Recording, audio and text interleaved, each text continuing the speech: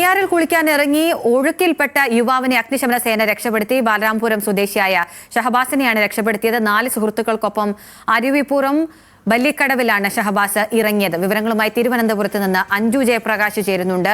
അഞ്ജു, ഇയാളുടെ ആരോഗ്യനില ഇപ്പോൾ എങ്ങനെയാണ്? പ്രദേശത്ത് മഴ എപ്പോഴും തുടരുകയാണോ? എന്തൊക്കെയാണ് വിശദാംശങ്ങൾ?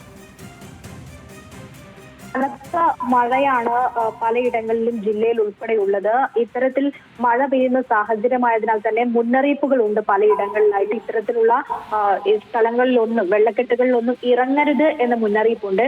അതിനിടയിലാണ് ബാലരാമപുരത്ത് 4 പേർ കുളിക്കാനായിട്ട് നെയ്യാറിൽ ഇറങ്ങിയത്.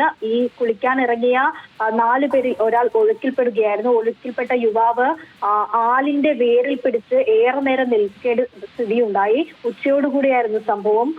അതിന് പിന്നാലെ ഫയർഫോഴ്സിന്റെ സ്കൂബ സംഘവും എത്തിയാണ് ഈ യുവാവിനെ അവിടെ നിന്ന് രക്ഷപ്പെടുത്തിയെടുത്തത്. അപകടത്തിൽ ഈ യുവാവ് ഒപ്പം മറ്റ് വിദ്യാർത്ഥികളും ഉണ്ടായിരുന്നു. ഇവരൊക്കെ സ്ഥലത്ത് ഇറങ്ങിയതായിരുന്നു. ഒരു പരിചയമില്ലാത്ത ഇടമാണ്.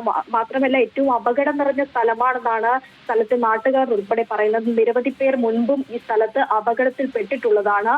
മരണം ഉൾപ്പെടെ സംഭവിച്ചതുമാണ്. ഇതൊക്കെ മറികടന്നുകൊണ്ടാണ് ഈ മഴക്കാലത്ത് ഇത്തരം സാഹസങ്ങൾക്ക് ഇവർ മുതിരുന്നത് എന്ന് കൂടിയാണ് നാട്ടുകാർ കൂട്ടിച്ചേർക്കുന്നത്.